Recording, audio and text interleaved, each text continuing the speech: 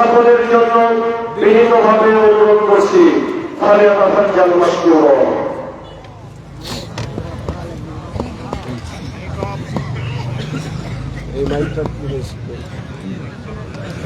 মামা এই মাইকটা। আসসালামু আলাইকুম ওয়া রাহমাতুল্লাহ। আলহামদুলিল্লাহি ওয়াহদা ওয়াসসালাতু ওয়াসসালামু আলা মান লা নাবিয়্যা বা'দা। আম্মা বা'দ, ফাআউযু বিল্লাহি মিনাশ শাইতানির রাজীম। ওয়া হাল্লাল্লাহুল বাই'a ওয়া হাররামার রিবা।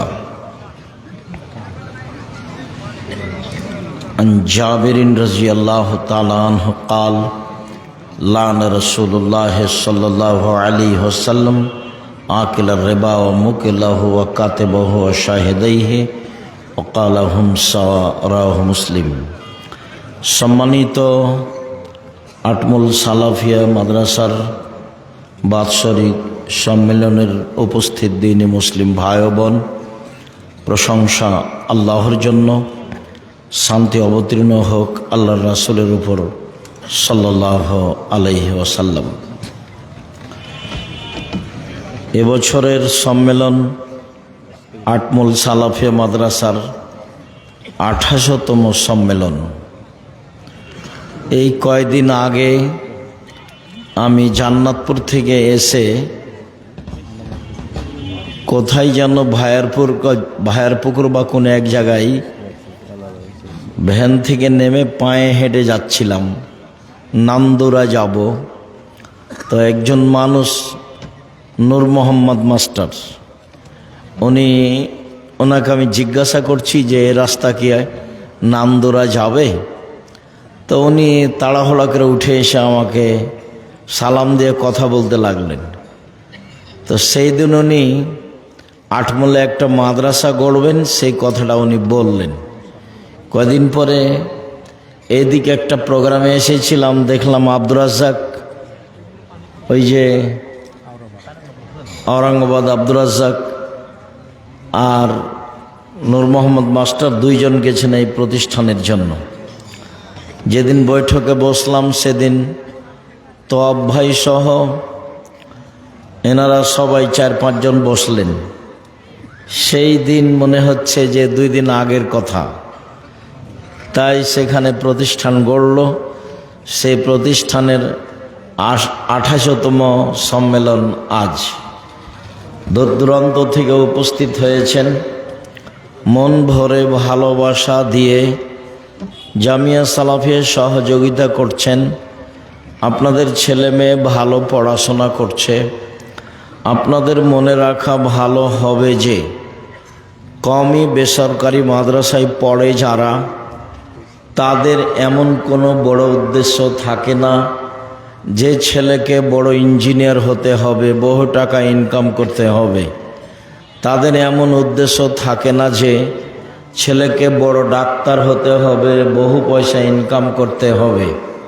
তাদের একমাত্র উদ্দেশ্য থাকে কোরআন হাদিস জানতে হবে, মানুষকে জানাতে হবে, মানুষকে পরকালমুখী করতে হবে। এই লক্ষ্যেই তারা পড়ে এবং পড়ায়। সেই প্রতিষ্ঠানই হচ্ছে আপনাদের এই পল্লী অঞ্চলের আটমুল সালাফিয়া মাদ্রাসা। আপনারা মাদ্রাসায় খুব ভালোবাসার পরিচয় দিয়ে আসছেন, তা আমি লম্বা সময় ধরে দেখে আসছি।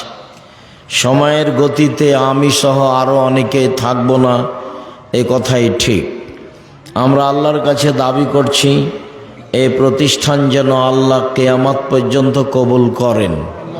মর্মে এলাকাবাসীকে আমি একটু বলতে চাই যে আসলে আপনাকে আমি কি বলি, ইবাদতের জগতে ব্যতিক্রম ইবাদত হলো দান। হয়তোবা আমাদের বুঝাতে না পারাই আমরা সেটা ভালোভাবে বুঝতে পারিনি। মানুষ হজ করে তার পিতার উপকার করতে পারবে না, মানুষ উমরা করে তার মায়ের উপকার করতে পারবে না। হজ উমরা করে বাপ মায়ের উপকার করা যায় না। এখানে আমাদের পিছনে কোনো লোকজন আপসে কোনো কাজ না করে এবং কোনো কথা না বলে। কোনো প্রকার উপকারের মাধ্যম যদি কেউ মনে করে তাহলে এটাই মাধ্যম। শতবার উমরা করে আপনি আপনার মায়ের কিছু করতে পারবেন না, শতবার হজ করে আপনি আপনার মায়ের কিছু করতে পারবেন না। একজন লোক এসে বলছেন, আল্লাহর নবী, আমার মা মারা গেছেন, আমার মা কথা বলতে পারলে কিছু দান করতেন, আমি দান করলে আমার মায়ের নেকি হবে কি? আল্লাহ রসুল বললেন, হ্যাঁ হবে, বুখারী মুসলিম। একজন লোক এসে বলছে, আল্লাহর নবী, আমার আব্বা মারা গেছেন, অর্থ সম্পদ রেখে গেছেন, আমাকে কিছু বলে যাননি, আমি আমার আব্বার নামে দান করলে আমার আব্বার পাপ মিটে যাবে কি? তখন আল্লাহ রসুল বললেন, হ্যাঁ। তখন বললেন না যে ছোট পাপ মিটে যাবে, বড় পাপ থেকে যাবে, এই কথা বললেন না। বললেন, হ্যাঁ, তোমার আব্বার পাপ মিটে যাবে। এমন কোনো ইবাদত নেই যেটা আপনি করবেন আর আপনার বাপের পাপ মিটে যাবে, এরকম কোনো ইবাদত দুনিয়াতে নেই। হজ তো আপনার জন্য, উমরা তো আপনার জন্য, রমজান মাসের সিয়াম রোজা তো আপনার জন্য, নামাজ তো আপনার জন্য, তাসবিহ তাহলিল জিকির আজকার তো আপনার জন্য। তো সব ইবাদতই তো নিজের জন্য, তো আর একজনের জন্য কোনটা? সেটাই আল্লাহ রেখে দিয়েছেন আর একজনের জন্য, হলো দান। আর আরো অবাক কথা যে আপনি হজ করে জান্নাত পেতে পারেন, জান্নাত কিনতে পারবেন না। আপনি উমরা করে জান্নাত পেতে পারেন, আপনি জান্নাত কিনতে পারবেন না। আপনি রমজান মাসের সিয়াম রোজা থেকে জান্নাত পেতে পারেন, জান্নাত কিনতে পারবেন না। আপনি 5 ওয়াক্ত সালাত আদায় করে জান্নাত পেতে পারেন, জান্নাত কিনতে পারবেন না। জান্নাত কিনার একটাই পথ, সেটা হলো দান। আল্লাহ তাআলা বলছেন যে আমি তোমাদেরকে তোমার অর্থ সম্পদ এবং তোমাদের জানের বিনিময়ে, তোমাদের অর্থ সম্পদ এবং তোমাদের জানের বিনিময়ে আমি জান্নাত বিক্রি করে দিলাম। এ কথা আল্লাহ বলছে। তার মানে মানুষ টাকা দিয়ে জান্নাত কিনে নিতে পারে। তো এইটা এমন কেন? আর একটা কথা এর মধ্যে নিয়ে আসি, তাহলে আরো ভালো হবে এবং বুঝতে পারবো ঘটনাটা কি। উপার্জনের 4টা পথ আছে দুনিয়াতে। একটা পথ হলো দিন মজুরি, কামলা কিষান, সন্ধ্যার সময় টাকা শেষ। 2 হলো চাকরি, সাধারণত 25 দিনে টাকা শেষ হয়। 3 হলো জমি চাষ, সমান সমান না হয় লস। 4 হলো ব্যবসা। তখন রাসূল সাল্লাল্লাহু আলাইহি সাল্লাম বলছেন, পৃথিবীর মানুষ শোনো, সত্যবাদী বিশ্বস্ত ব্যবসায়ীরা নবীদের সাথে জান্নাতে থাকবে। এই কথাটা ধরে রাখেন, এই কথাটা স্পষ্ট করছে একটু পরে আবার ইনশাআল্লাহ। নবীর সাথে থাকা কাজটা খুব কঠিন। খুব ভালোভাবে মনে আছে, একজন সাহাবী রাসূলের সাথে ছিলেন। তো সন্ধ্যা রাতের দিকেই অজুর পানি আর মেশক নিয়ে এসে রাসূলের কাছে উপস্থিত। আল্লাহ রসুল, এই নেন অজুর পানি আর মেশক নেন। তো আল্লাহ রসুল খুশি হয়ে বলছেন, সালমা শেতা, তোমার মনে যেটা চাই সেটাই চাও, আমি তোমাকে দিয়ে দেব। চাও, কিছু চাও, আমি তোমার কাজে খুব খুশি হয়েছি। তখন সাহাবী বলছেন, আসআলুকা মুরাফাতাকা ফিল জান্নাত, আমি আপনার সাথে জান্নাতে থাকতে চাই। তখন আল্লাহ রাসূল বলছেন, আওয়া গায়রা জালেক, না না, এটা নয়, এটা নয়, অন্য কিছু চাও। তখন সাহাবী বলছেন যে হোয়া জাকা, ওটাই চাই। তখন আল্লাহ রাসূল বলছেন যে আইনি আলা নাফসিক বিকাসরাতিস সুজুদ, আমি তোমাকে সরাসরি জান্নাতে নিয়ে থাকতে পারবো না, তুমি একটু বেশি সিজদা করে তাহাজ্জুদ পড়ে আমাকে সহযোগিতা করো, যাতে করে আমি তোমাকে নিয়ে থাকতে পারি। তুমি সহযোগিতা করো আমাকে। কে বলছেন এই কথা? পৃথিবীর সবচেয়ে বড় মানুষ, যিনি বিচারের মাঠে যা বলবেন সেটাই হবে। ইনি বলছেন যে তুমি আমাকে সাহায্য করো, আমি যে তোমাকে নিয়ে সাথে জান্নাতে থাকবো, তো তুমি আমাকে সাহায্য করো। কি করে সাহায্য করবা? তাহাজ্জুদ পড়ে। রাতে তাহাজ্জুদ পড়লে আমার সহযোগিতা করা হবে, তখন আমি তোমাকে জান্নাতের নিয়ে সাথে নিয়ে থাকতে পারবো। জান্নাতে রাসূলের সাথে থাকার একটা পথ। আর একটা সহজ পথ বলি, বাচ্চা, আপনারা যারা এদিক সেদিক আছেন দয়া করে এখন কাজ বন্ধ করে কিছুক্ষণ আসেন। আমি আপনাদের জন্যই আসি, আজকেও এসেছি। আর আপনাদের সাথে কিছু কথা বলবো, আপনাদের কিছু না কিছু উপকার করবো ইনশাআল্লাহ। আমি বুঝতে পারছি আব্দুল যা বক্তব্য শোনার তা তো শুনেছেনই। যেহেতু আব্দুল্লাহর বক্তব্য হয়ে গেছে, তো এখন খালি আমরা যেতে বাকি আছে। ঠিক আছে, যেহেতু আব্দুর রহিমের বক্তব্য হয়ে গেছে, কাজে এখন আমরা আছি, যেটাকে বলা হয় বোনাসে আছে, আসলে নেই।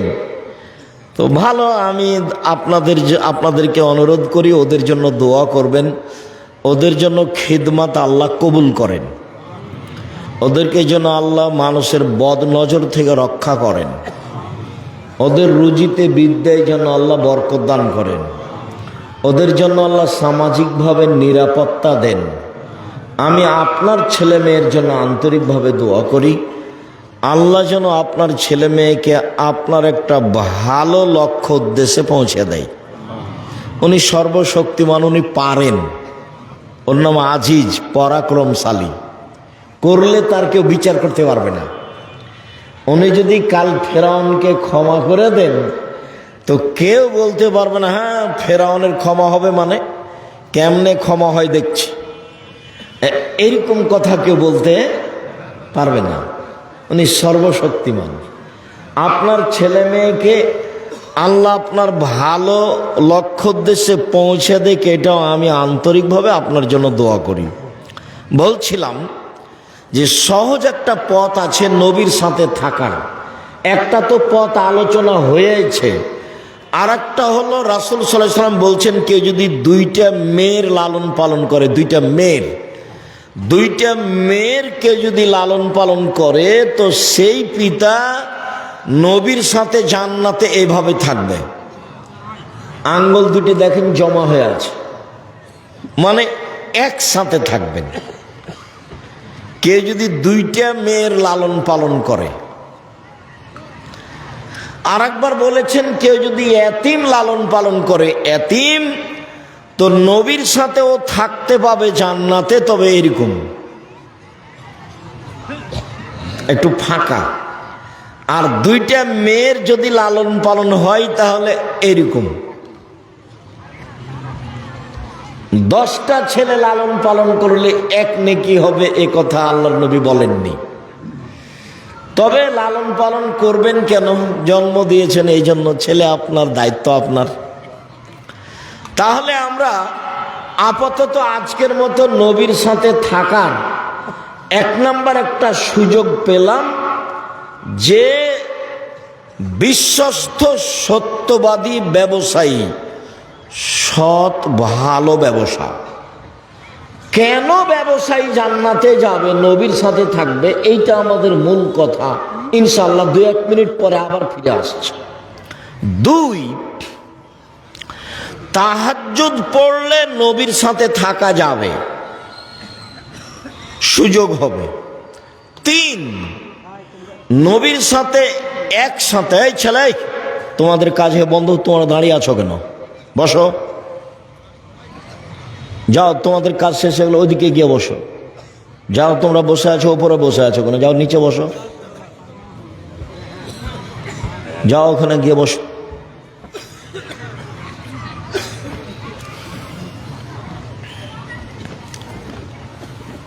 দুইটা মেয়ে লালন পালন করলে জান্নাতে নবীর সাথে এইভাবে থাকা যাবে।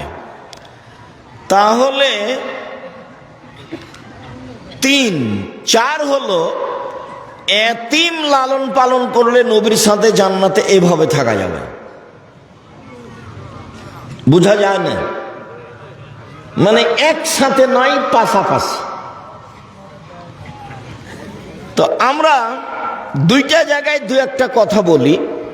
তার প্রথম কথাটা বলি যে সত্যবাদী ব্যবসায়ী নবীদের সাথে জান্নাতে থাকবেন কেন, এইটার রহস্য কি। তো আরেকটা হাদিস পাশে শোনেন, আল্লাহ রাসূল বলছেন, দেখো ইয়া মাশারাত তুজ্জার, হে ব্যবসায়ীরা শোনো, ইন্নাল বায়া ইয়াহজুরুল কিযব ওয়াল হালাফ, নিশ্চয় ব্যবসায় কিছু মিথ্যা কথা চলে আসে, কিছু কসম চলে আসে। ফাসুবহু বিসাদাকা, দান করে ওটা মিটিয়ে দাও। তার মানে ব্যবসার একটা বড় দিক হলো দান। এবার আবার ফিরে যাই, দিন মজুরি, কিষান কামলা, যা রুজি উপার্জন হয় তা সেই দিনই শেষ। যারা চাকরি করে সাধারণ পোস্ত 25 দিনে শেষ হয়, 5 দিন ধার কর্জ করে চলে। আর যারা জমি চাষ তাদের লসে বা সমান সমান। তাহলে এরা কি ফকির মিসকিনকে দান করতে পারবে, সহযোগিতা করতে পারবে? করবে কি? নাই তো। মায়ে বলছে যে বেটা এই মাসে কিছু টাকা দিয়ে পাঠায়ো, বাড়িতে খুব প্রয়োজন। ঠিক আছে আম্মা, ইনশাল্লাহ চেষ্টা করব। তো এই মাসে এসে জিনিসের দাম বেড়ে গেছে, তো আহাল পরিবার নিয়ে ঢাকায় থাকে, মাসই তো যায়নি, এই মাসে আবার 20 দিনে টাকা শেষ হয়ে গেছে। তো মাকে টাকা কেমনে দিবে? বাপ মাকে টাকা দেওয়ার একটাই পথ,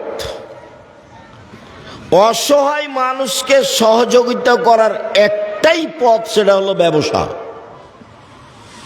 ব্যবসা করেই আপনি মানুষের সহযোগিতা করতে পারেন। যার কারণে আমি বলেছি চকলেটের ব্যবসা। আমি চকলেটের ব্যবসা করতে বলিনি, আমি চকলেটের ব্যবসা মানে বলেছি সবচেয়ে কম পয়সার ব্যবসা, যাতে করে লোন নেওয়া না লাগে। লোন নিলে, ঋণ নিলে, ব্যাংকের টাকা উঠালে আপনার জানাজাই হবে না। যাদের লোন থেকে গেছে, মরে গেছে, ওদের যারা জানাজা করেছে তারা ভুল করেছে, ওদের জানাজাই হবে না। শহীদ হয়ে গেলে সব পাপ ক্ষমা হয়, কিন্তু ঋণের টাকা ক্ষমা হয় না।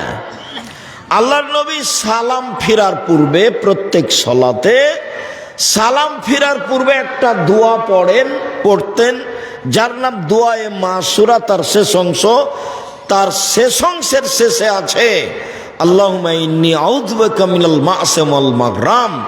আল্লাহ তোমার কাছে বাঁচতে চাই বড় পাপ হতে, তোমার কাছে বাঁচতে চাই ঋণ কর্জ হতে, তোমার কাছে বাঁচতে চাই বড় পাপ হতে, তোমার কাছে বাঁচতে চাই ঋণ কর্জ হতে। আল্লাহর নবী দিন রাত এ কথা বলতেন। সেখানে আপনি ব্যাংক থেকে কোটি কোটি টাকা উঠিয়ে ব্যবসা করতে গেলেন কেন? কে এই বুদ্ধি দিল? ভুল হিসাব। বলছিলাম ব্যবসায় একটা পথ, আপনি অসহায় মানুষকে সহযোগিতা করতে পারেন। আর আপনি ব্যবসা করবেন এই জন্য যে আমি অসহায় মানুষের পাশে দাঁড়ানোর জন্য ব্যবসা করছি, সরকারকে উঠাবো আর বসাবো সেই জন্য নয়। আমি ব্যবসা করছি জান্নাত কিনে নেওয়ার জন্য। আমি জান্নাত আসলে পেতে চাচ্ছি না, আমি জান্নাত কিনতে চাচ্ছি, এই জন্য ব্যবসা করব। ব্যবসা করলে আমার জান্নাত কেনার পথ সহজ, বাকি উপার্জনের পথ দিয়ে জান্নাত কেনা সহজ নয়। এই জন্য আল্লাহ রাসূল বললেন যে সত্যবাদী ব্যবসায়ীরা কার সাথে থাকবে? নবীদের সাথে থাকবে। তখন আবার বহু বচন, নবীগণের সাথে থাকবেন, শহীদদের সাথে থাকবেন, সিদ্দিক সত্যবাদীদের সাথে থাকবেন। তিনটা শব্দ একসাথে বলেছেন। এক, সত্যবাদী ব্যবসায়ীরা নবীগণের সাথে থাকবেন। দুই, শহীদদের সাথে থাকবেন। তিন, সত্যবাদীদের সাথে থাকবেন, যারা সিদ্দিক তাদের সাথে থাকবেন। ব্যবসা করলেই আপনি অসহায় মানুষের সহযোগিতা করতে পারবেন। ভারত, বাংলাদেশ, পাকিস্তানে ইসলামকে টিকিয়ে রাখার একটাই মাধ্যম হচ্ছে এই কওমি বেসরকারি মাদ্রাসা, যেখানে ছাত্র শিক্ষকের দুনিয়াবি কোনো লক্ষ্য নেই। আমি নিজে বলছি, আমি আব্দুর রাজ্জাক বিন ইউসুফ, আমি 1976 সালে মাদ্রাসায় পড়তে গেছি। এ আমার পড়ার সূচনা। 88 আগস্টের 20 তারিখ রোজ বুধবার বিকাল 3টে থেকে আমি শিক্ষক। 88 আগস্টের 20 তারিখ রোজ বুধবার বিকাল 3টে থেকে আমি শিক্ষক। ওই থেকে ওই পর্যন্ত কওমি মাদ্রাসায় পড়েছি। তখন আমারও লক্ষ্য ছিল না, আমার বাপ মায়েরও লক্ষ্য ছিল না যে বেশি পয়সা ইনকাম করতে হবে, বড় একটা ডাক্তার বা বড় একটা ইঞ্জিনিয়ার হতে হবে। আর সেই দিন থেকে না আজ অবধি আমার মাথায় কোনোদিন জাগেনি যে এরকম কিছু হয়ে পয়সা ইনকাম করতে হবে। বুঝাতে চাচ্ছি যে বেসরকারি কওমি মাদ্রাসার ছাত্র শিক্ষকেরা একমাত্র আল্লাহকে সন্তুষ্ট করার জন্য, পরকালের আশায় মানুষকে পরকালমুখী করার জন্য শিক্ষা অর্জন করেও করায়। অতএব এইসব প্রতিষ্ঠানের দান আপনার ওইরূপ কাজ দিবে। পতিতালয়ের মহিলা যদি কুকুরকে পানি পান করিয়ে জান্নাতে যেতে পারে, পতিতালয়ের মহিলা যদি কুকুরকে পানি পান করিয়ে জান্নাতে যেতে পারে, তো আপনি আটমল সালাফিয়া মাদ্রাসায়, যেটা শিরক মুক্ত প্রতিষ্ঠান, যেটা বিদাত মুক্ত প্রতিষ্ঠান, যেটা দল মুক্ত প্রতিষ্ঠান, যেটা সংগঠন মুক্ত প্রতিষ্ঠান, যেটা হিংসা মুক্ত প্রতিষ্ঠান, ভিতরে কেউ একটু কিছু করলে আমার জানা নাই। তো যেহেতু এখন জামিয়া সালাফিয়ার সাথে সম্পৃক্ত, জামিয়া সালাফিয়া বাংলাদেশের সর্ববৃহৎ প্রতিষ্ঠান, সবচেয়ে বড় প্রতিষ্ঠান, আয়তনে, শিক্ষক সংখ্যায়, ছাত্র সংখ্যায়, শিক্ষক গুণে, ছাত্র গুণে, যেই প্রতিষ্ঠানে শিরক নেই, বিদাত নেই, দল নেই, সংগঠন নেই, আপনার হিংসা নেই, হিংসা মুক্ত প্রতিষ্ঠান জামিয়া সালাফিয়া, দল মুক্ত প্রতিষ্ঠান জামিয়া সালাফিয়া, সংগঠন মুক্ত প্রতিষ্ঠান জামিয়া সালাফিয়া, শিরক মুক্ত প্রতিষ্ঠান জামিয়া সালাফিয়া, বিদাত মুক্ত প্রতিষ্ঠান জামিয়া সালাফিয়া, তার অন্তর্গত তার অধীনস্থ প্রতিষ্ঠান আটমল সালাফিয়া মাদ্রাসা। যদিও আমি তার সূচনা থেকেই আজও আছি, যেটুকু ত্রুটি দেখেছেন সেটা মানুষের বুঝে ভুল, সেটা ভিন্ন কথা। অতএব আমি মনে করি একমাত্র আল্লাহকে সন্তুষ্ট করার আশায়, জান্নাত পাওয়ার আশায়, জান্নাত কিনার আশায় নির্দ্বিধায় আপনি আটমল সালাফিয়া মাদ্রাসায় দান করবেন। এটা আমার ঐকান্তিক কামনা। আমি শুনলাম সভাপতির মুখে যে এখন প্রায় 20 লক্ষ ঋণ হয়েছে কাজবাজগুলি করতে। ঋণ তো আর কেউ একজন পরিশোধ করতে পারবে না, আপনাদেরকে সবাইকে মিলেই এটার ব্যবস্থা করতে হবে। করতে পারবেন, অবশ্যই পারবেন, সবাই মিলে চাইলে এটা সহজ। যদিও আব্দুল্লাহ কথা বলাকালীন কিছু আপনারা সহযোগিতা করেছেন, আমি আবারও ছেলেদেরকে বলছি তোমরা যাও, আমিও আপনাদের সাথে অংশগ্রহণ করছি। যারা মহিলারা আছো তোমরা একটু দেখো, আমার দিনী বোনেরা যারা আছেন আপনারা সবাই দানে অংশগ্রহণ করবেন। বৈঠকি দানে কেউ বিরত থাকবেন না। আমি সবকেই বৈঠকি দানে অংশগ্রহণ করার জন্য অনুরোধ জানাচ্ছি। আর আমি এখানে যারা আছো আমি তাদেরকে এই বৈঠকি দানে আমিও নিজে অংশগ্রহণ করছি। যারা বৈঠকে আছেন উপরে সবাই অংশগ্রহণ করবেন। নিজের কাছে যদি না থাকে তো আপনি কারো কাছে 50 টাকা, 20 টাকা, 10 টাকা নিয়ে অংশগ্রহণ করবেন। আমি আপনার সাথে গুরুত্বপূর্ণ কথা বলতে যাচ্ছি। গুরুত্বপূর্ণ কথার একটা অংশ রেখেছি যে দুইজন মেয়ে লালন পালন করলে পিতা জান্নাতে এইভাবে থাকবে, এইটার রহস্য কি, এইটুকু বলার পরে আমরা একটা গুরুত্বপূর্ণ অংশ আংশিকভাবে বলবো ইনশাআল্লাহ। আমি আমাদের ছেলেদেরকে বলছি, তোমরা মাঠে যাও, কেউ বিরত থাকবেন না, না থাকলে অল্প 20 টাকা, 10 টাকা, এছাড়া 200 টাকা, 500 টাকা, 50 টাকা, 1000 টাকা অবশ্যই অংশগ্রহণ করবেন। আমাদের মেয়েরা যারা আছো তোমরাও যাও। আমার দিনী বোনেরা যারা আছেন, জাহান্নাম থেকে বাঁচার পথ হচ্ছে দান। তখন আল্লাহ রসুল বললেন, একটা খেজুরের ওই মূল অংশের নিচে যে আটি বীজটার উপরে সাদা অংশটা থাকে, যেটা একেবারেই সামান্য, এই পরিমাণ হলেও দান করে তোমরা জাযাকুমুল্লাহ খান। এই বৈঠকে সবাই অংশগ্রহণ করবেন। মানে জি, যদি ভুলে কারোর কাছে পকেটে না থাকে এরকম হয় তো আশেপাশে কারোর কাছে নিয়ে অংশগ্রহণ করবেন। আর যেটুকু দান করব সেটুকু পূর্ণ হবে, যেটুকু দান করব না সেটুকু ক্ষতি হয়ে যাবে। ও হবেই, আমি বুঝতে পারি আর না পারি, ক্ষতি হবেই। রাসূল সাল্লাল্লাহু আলাইহি সাল্লাম বলেছেন ক্ষতি হবে, অতএব ক্ষতি হবে। এই ছেলে, তোমরা বসো। যারা শুধু আদায়ে যাচ্ছে তারা মাঠে থাকবে, চলাচলে আপনারা একটু বসেন, কেউ কাজ দেখাবেন না। সম্মানিত দিনী ভাই বোন, একটু আমার দিকে লক্ষ্য করেন তো। আল্লাহর নবী বললেন যে 2টা মেয়েকে লালন পালন করলে পিতা জান্নাতে এভাবে থাকবেন। তো কথা তো অনেক বড়, মানে নবীর সাথে থাকার ব্যাপারে 2টা মেয়ের লালন পালনের যত সুবিধা, এত সুবিধা ব্যবসাতেও নয়, এত সুবিধা এতিম পালনেও নয়, এত সুবিধা তাহাজ্জুদ পড়লেও নয়। কেন?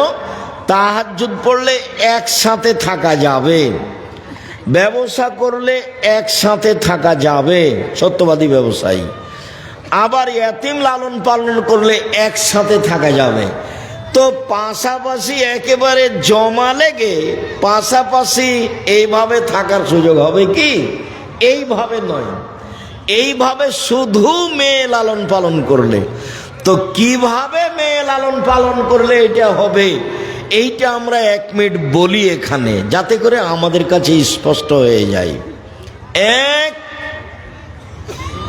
আল্লাহ মাহা মেয়েকে বিদ্যা শিখিয়ে দিল।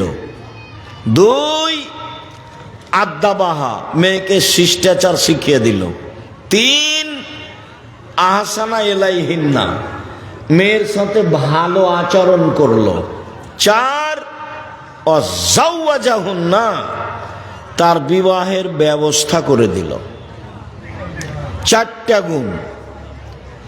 1, বিদ্যা শিখিয়ে দিল। 2, শিষ্টাচার শিখিয়ে দিল। 3, ভালো আচরণ করলো।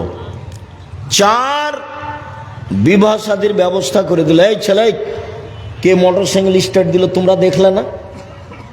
এখান থেকে মোটরসাইকেলটা স্টার্ট দিয়ে চলে যায় কিভাবে? তোমরা কি করো এখানে? বাহিরে নিয়ে যে মোটর যে স্টার্ট দিতে হবে, একটা অনুভূতি থাকতে হবে। সম্মানিত দিনী ভাই বোন, আমি আর আপনি ক্ষতিগ্রস্ত হয়েছি এখানে। বিদ্যা শিখিয়ে দিল বটে, কিন্তু শিষ্টাচার শিখাতে পেরেছে কি? নখে নেইল পালিশ আছে, এইটা কি শিষ্টাচার হলো? নখটা বড় আছে, এইটা কি শিষ্টাচার হলো? ভুরু তুলে চিকন করা আছে, এইটা কি শিষ্টাচার হলো? দাঁত ছিলে সমান করা আছে, ফাঁকা ফাঁকা করা আছে, এইটা কি শিষ্টাচার হলো? পরচুলা দিয়ে খোপা বড় করা আছে, এইটা কি শিষ্টাচার হলো? শিষ্টাচার তো এটা ইহুদি খ্রিস্টানের। তাহলে পিতা শিষ্টাচার শিখালো কি, যার কারণে রাসূলের সাথে জান্নাতে এভাবে থাকা যাবে? সম্মানিত দিনী ভাই বোন, বলছিলাম আজকের সংক্ষিপ্ত কথা, সুদ। পাপের জগতে যেসব পাপের সরাসরি জাহান্নাম ঘোষণা হয়েছে, তার একটি বড় পাপ হচ্ছে সুদ। রাসূল সাল্লাল্লাহু আলাইহি সাল্লাম বলেন, 7 শ্রেণীর মানুষ জাহান্নামে যাবে। 1, শিরক করে যে। 2, মানুষকে হত্যা করে যে। 3, সুদ খায় যে। 4, এতিমের সম্পদ খায় যে। 5, বাপ মাকে মানে না যে। 6, মিথ্যা সাক্ষী দেয় যে। 7, সন্তানকে হত্যা করে খাদ্যের ভয়ে যে। এরা সবাই জাহান্নামে যাবে। যাদের জাহান্নামের কথা আল্লাহ রাসূল হুবাহু সরাসরি উল্লেখ করেছেন। সম্মানিত দিনী ভাই বোন, পাপের জগতে যেগুলো সবচেয়ে বড় পাপ সিরিয়াল রয়েছে, তার একটি বড় পাপ হলো সুদ। উল্লেখ্য যে সুদের জন্য যে ভাষা আল্লাহর নবী উল্লেখ করেছেন, পৃথিবীর কোনো পাপের জন্য আল্লাহ ওইরকম ভাষা উল্লেখ করেননি। পাপ তার চেয়ে বড় আছে, কিন্তু ভাষা এমন নয়। রাসূল সাল্লাল্লাহু আলাইহি সাল্লাম বলছেন, মাই ইয়াকুলু দিরহাম রিবা ওয়া ইয়ালাম আসাদ্দু মিন সিত্তাতি ওয়া সালাসিনা জিনিয়া। কেউ যদি জেনে শুনে 1 টাকা সুদ খায়, 36 বার জেনা করে যত পাপ হবে, 1 টাকা সুদ খেলে তার চেয়ে বেশি পাপ হবে। এই ছেলে এটা বাদাম নিয়ে ভিতরে যাচ্ছে কেন?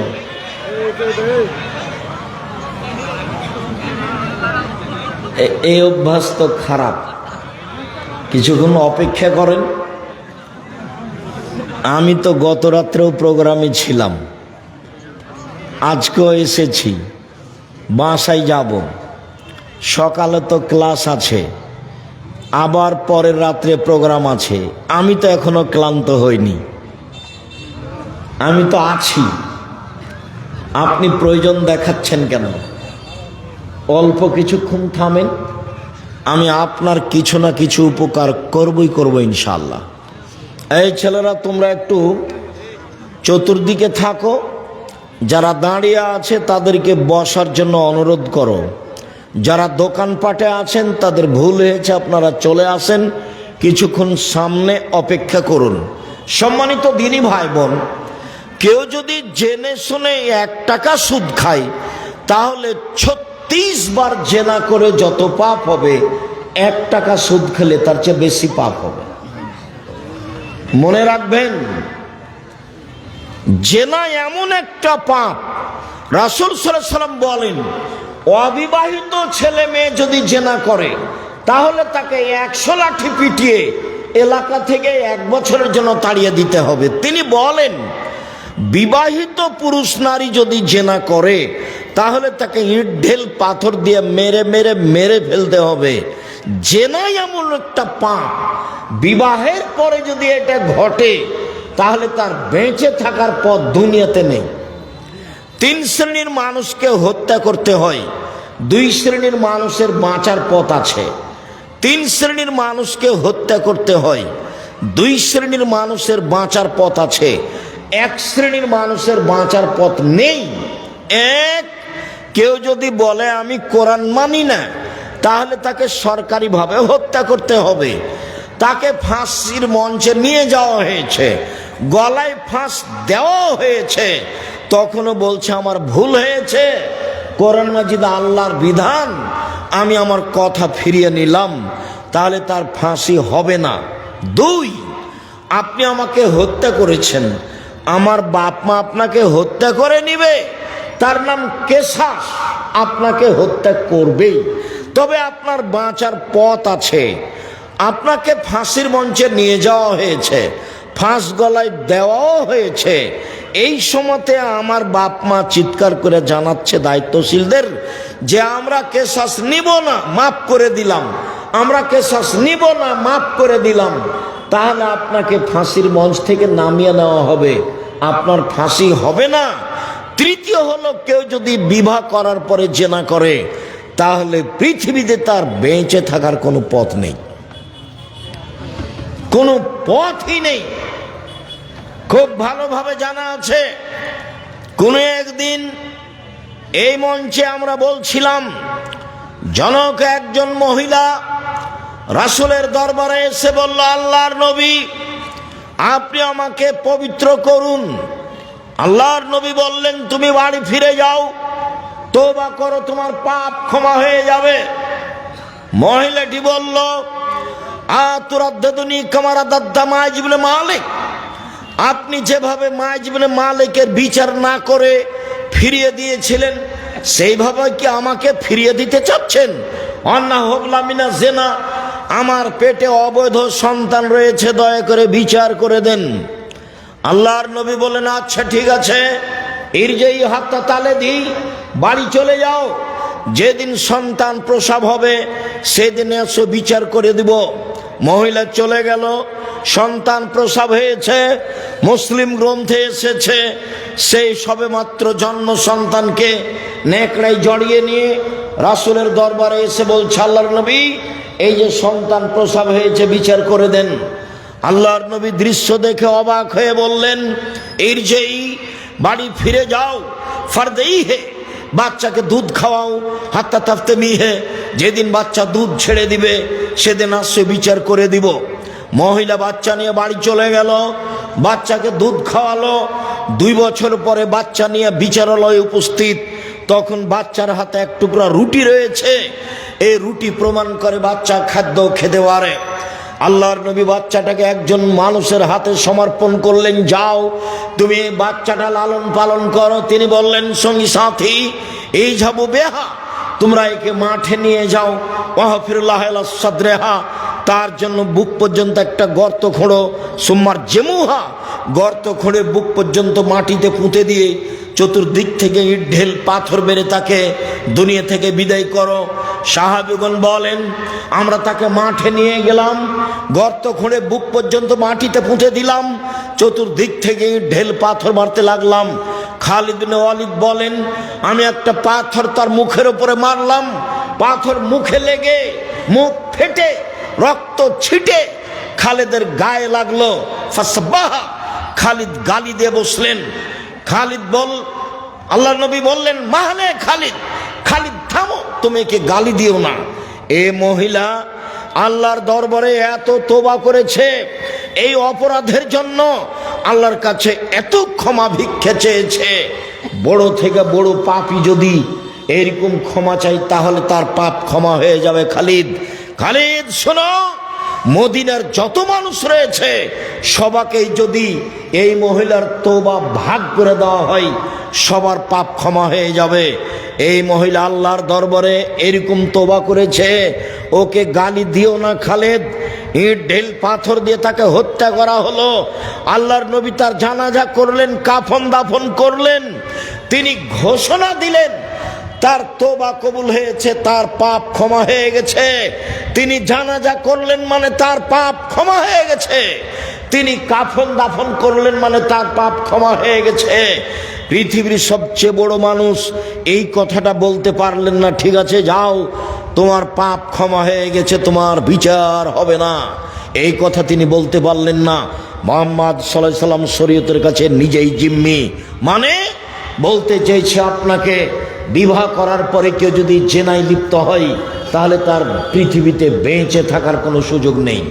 শুনুন, সুদের পাপকে আল্লাহ রাসূল বলছেন, কেউ যদি জেনে শুনে 1 টাকা সুদ খায় 36 বার জেনা করে যত পাপ হবে, 1 টাকা সুদ খেলে তার চেয়ে বেশি পাপ হবে। এবার আপনি বোঝেন সুদের পাপ কি জিনিস। পৃথিবীতে পাপ আছে শিরক করা, ভাষা এরকম নয়। পৃথিবীতে পাপ আছে মহাপাপ, বাপ মায়ের অবাধ্য চলা, ভাষা এমন নয়। পৃথিবীতে মহাপাপ রয়েছে মিথ্যা সাক্ষী দেওয়া। বগুড়া জেলে বহু মানুষ আছে 20 বছর থেকে 30 বছর থেকে ও নিজেই জানে না আমি কেন জেলে। জজ জানে না ঘটনা কি, উকিল জানে না ঘটনা কি, সাক্ষী জানে না ঘটনা কি। যে টাকা দিয়ে সাক্ষী তৈরি করেছে শুধুমাত্র সেই জানে। সাক্ষী জজের সামনে বলছে আমি তাকে 2 চোখে মারতে দেখেছি, যার কথা বলছে সে সেদিন বগুড়াতেই ছিল না। 20-30 বছর থেকে জেলে আছো, নিজেই জানে না কেন জেলে। শুনুন, মিথ্যা সাক্ষী মহাপাপ।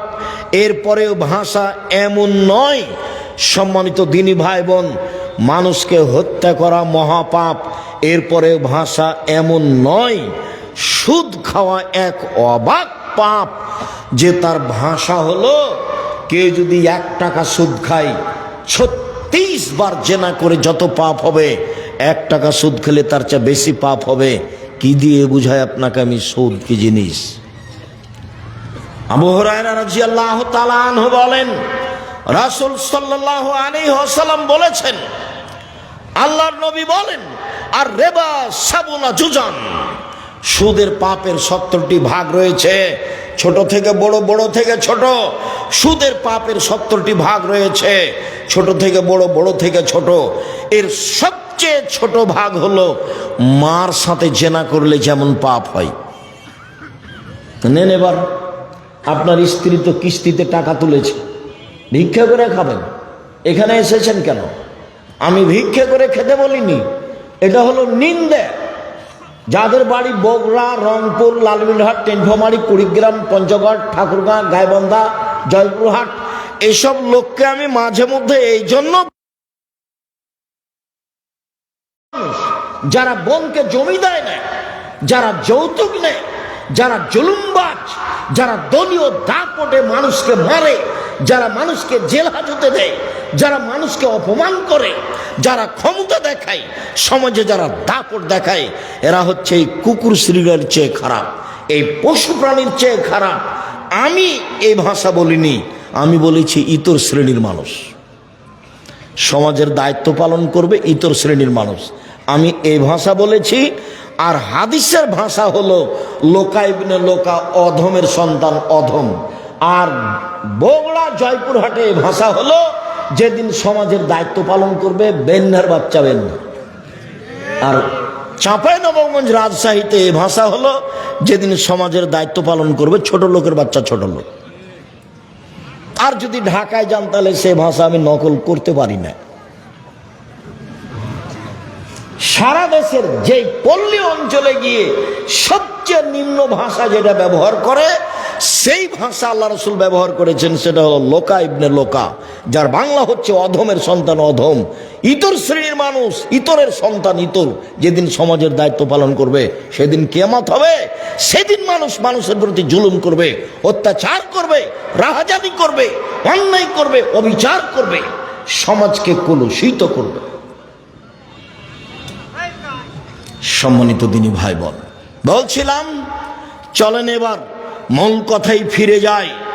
মহান আল্লাহ বলেন, পৃথিবীর মানুষ শুনে রেখো, ইয়ামহাকাল্লাহু রিবা ইউরবিস সাদাকাত, সুদ মানুষের টাকাকে কমিয়ে দেয়, দান মানুষের টাকাকে বেশি করে দেয়। সুদ মানুষের টাকাকে কমিয়ে দেয়, এভাবে আল্লাহ বলেন। আর আল্লাহর নবী বলেন, ইন্নার রিবা ওয়াইন কাসরা ফাইন্না আকিবাতুহু তাসিরু ইলা কাল্লিন, যদিও সুদ বাহ্যিকভাবে টাকা বেশি মনে হচ্ছে, এর পরিণতি হলো নিঃস্ব। শুনুন, আল্লাহ বলছেন সুদ খেলে টাকা কমে যাবে, নবী বলছেন সুদ খেলেও নিঃস্ব হবে। আমি বলছি দুইটার সমন্বয়ে, সুদ খেলে তাকে ভিক্ষা করে খেতে হবে। বাড়ি গাড়িও থাকবে না। দেখবেন আপনাদের গ্রাম থেকে কত যারা কিস্তিতে টাকা উঠাতো, তাদের বাড়িও নেই। সুদ খেলে টাকা কমবে কিভাবে? সুদ খেলে কিছু লোকের কাছে টাকা চলে যাবে, বাকি লোক নিঃস্ব হয়ে যাবে। পৃথিবীতে যখন সুদ চালু হবে, পৃথিবীর কয়েকটা বড় দেশে টাকা চলে যাবে, বাকি দেশগুলি দেউলিয়া হয়ে যাবে। কেন হবে? যেই ভাষাটা আমি বলছি সেটা আমি শুনেছিলাম আব্দুল্লাহর বক্তব্যে। এর আগে আমি ওইভাবে জিনিসটা স্পষ্ট হতে পারিনি। শুনুন, আপনাকে আমি দেখাচ্ছি কেন মানুষ নিঃস্ব হবে, হওয়ার কারণ কি, কেন মানুষের টাকা কমে যাবে, কেন আল্লাহ এভাবে বললেন, কেন নবী এভাবে বললেন। শোনেন, মুদ্রার জন্ম হয়েছে বিনিময়ে ব্যবহার হওয়ার জন্য। বিনিময়ে, টাকার জন্ম বিনিময়ে ব্যবহারের জন্য। বিনিময় কি? আমি একটা বোতল নিয়েছি পানির, 10 টাকা দিয়েছি বিনিময়ে। এই যে তার জন্ম হয়েছে বিনিময়ে ব্যবহারের জন্য। আমি 10 কেজি চাউল কিনেছি, বিনিময়ে ডলার দিয়েছি। এই যে ডলারের জন্ম হয়েছে বিনিময়ে ব্যবহারের জন্য। আমি 1 কাপ চা নিয়েছি, আমি বিনিময়ে দিয়েছি রিয়াল, টাকা। এই যে মুদ্রা বিনিময়ে ব্যবহারের জন্য জন্ম হয়েছে। যখন বিনিময়ে ব্যবহার না করে টাকা দিয়ে টাকা নিবে, তখন টাকার উপরে জুলুম করা হবে। ডলার দিয়ে ডলার বেশি নিবে, তখন তার উপরে জুলুম করা হবে। যখন তার উপরে জুলুম করা হবে, তখন সে আর মানুষের কাছে থাকতে পারবে না, অপমান হয়ে চলে যাবে। আমার বাম দিকে যিনি বসে আছেন, তাকে সম্মানী মানুষ মনে করে এখানে বসানো হয়েছে। এখন নিয়ে এসে যদি সামনে মাটির নিচে বসানো হয়, তাহলে তো উনি মনে করবেন যে আমাকে অপমান করা হলো। তাহলে তো উনি তাড়াহুড়া করে এখান থেকে যাওয়ার চেষ্টা করবেন।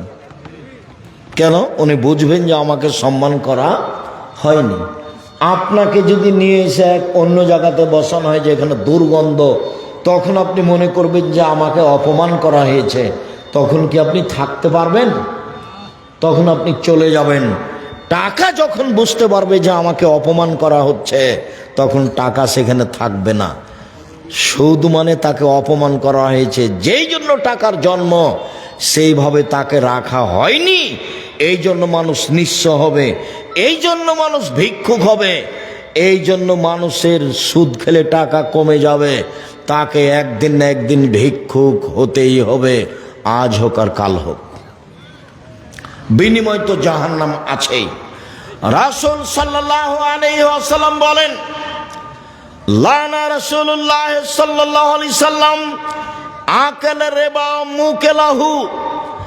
যে সুদ খায় তার উপরে অভিশাপ, যে সুদ দেয় তার উপরে অভিশাপ, যে সুদের সাক্ষী থাকে তার উপরে অভিশাপ, যে সুদের অঙ্ক কষে তার উপরে অভিশাপ। এরপরে বললেন আল্লাহ নবী, যে পরচুলা ব্যবহার করে তার উপরে অভিশাপ, যে গায়ে উল্কি করে তার উপরে অভিশাপ, যে আপনার ভুরু তুলে চিকন করে তার উপরে অভিশাপ, যে আপনার দাঁত ছিলে চিকন করে তার উপরে অভিশাপ, যে জুতা স্যান্ডেল উঁচু পায়ে দিয়ে নিচেকে লম্বা মেয়ে দেখায় তার উপরে অভিশাপ, যে ব্রেসিয়ার ব্যবহার করে নিজেকে কম বয়সের দেখায় তার উপরে অভিশাপ। সিরিয়াল রাসূল সাল্লাল্লাহু আলাইহি সাল্লাম এইভাবে অভিশাপ করতে লাগলেন। তিনি বললেন, লানাল্লাহুল মুতাশাব্বিহিনা মিনার রিজালি বিন নিসায়ে। ওই সব পুরুষের উপরে অভিশাপ যারা মহিলাদের পোশাক পরে, মহিলাদের বেশ ধারণ করে। ওই সব নারীর উপরে অভিশাপ যারা পুরুষের পোশাক পরে, পুরুষের বেশ ধারণ করে, পুরুষের জুতা স্যান্ডেল পরে, পুরুষের শার্ট প্যান্ট পরে, পুরুষের কাপড় পরে, ওদের উপরে অভিশাপ। সম্মানিত দিনী ভাই বোন, রাসূল সাল্লাল্লাহু আলাইহি ওয়াসাল্লাম বললেন বেলাল রাদিয়াল্লাহু তাআলা আনহুকে, বেলাল তুমি যে খাইবার থেকে এসেছো বার্নি খেজুর নিয়ে, তো এই খাইবারের কি সবই খেজুর এরকম? তখন বেলাল রাদিয়াল্লাহু তাআলা আনহু বললেন, জি না, আল্লাহর নবী, খাইবারের সব খেজুর এইরূপ নয়। ইন্দানা তামারুন রাদিউন, আমাদের কাছে ছিল কীট খেজুর, সাধারণ দুর্বল কম দামের খেজুর। বেনা সাইন বে সাইন, 2 সা দিয়ে 1 সা কিনেছি। দুর্বল খেজুর 2 সা দিয়েছি, 5 কেজি দিয়েছি, আর 2.5 কেজি নিয়েছি ভালোটা। তখন আল্লাহ রসুল বলছেন, ও আইনুর রেবা, ও এটাই তো প্রকৃত সুদ, ও আইনুর রেবা, এটাই তো প্রকৃত সুদ। যেটাই হুবাহু বেশি আসে সেটাই প্রকৃত সুদ। সম্মানিত দিনী ভাই বোন, সুদ মহাপাপ। রাসূল সাল্লাল্লাহু আলাইহি সাল্লাম বলেন, লা ইয়াদখুলুল জান্নাতা লাহাবুন নাবাতা মিনাস সহতে, অবৈধভাবে যাদের শরীর বাড়ে তারা জাহান্নামে যাবে।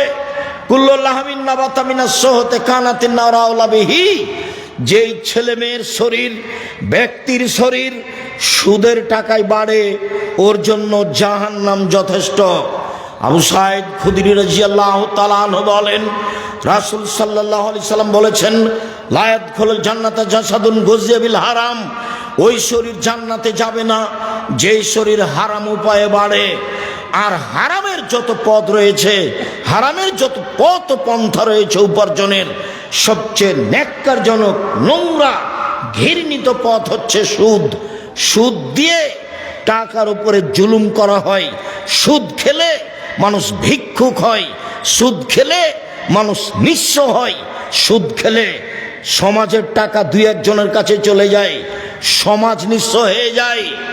মানুষকে ভিক্ষুক বানানোর সবচেয়ে বড় মাধ্যম হলো সুদ।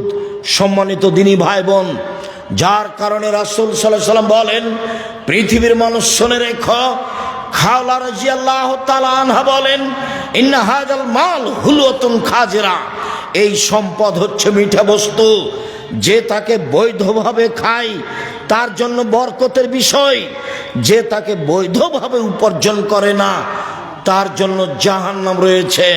সুদের ফলাফল জাহান্নাম। আল্লাহর নবী বললেন, পৃথিবীর মানুষ শোনো, তোমরা নিঃস্ব গরিব হয়ে যাবা, এই ভয় আমি করি না, আমি মুহাম্মদ সাল্লাল্লাহু আলাইহি সাল্লাম ভয় করি। তোমরা পয়সা উপার্জনের প্রতিযোগিতায় নেমে যাবা, যেমন ভাবে পূর্বের লোক নেমেছিল, চিন্তা ভাবনা ছাড়াই অপ্রয়োজনীয় ভাবে, অবৈধভাবে পয়সা উপার্জন করবে। তোমাদেরকে পয়সা ধ্বংস করে দিবে, যেমন ভাবে পূর্বের মানুষকে ধ্বংস করেছে।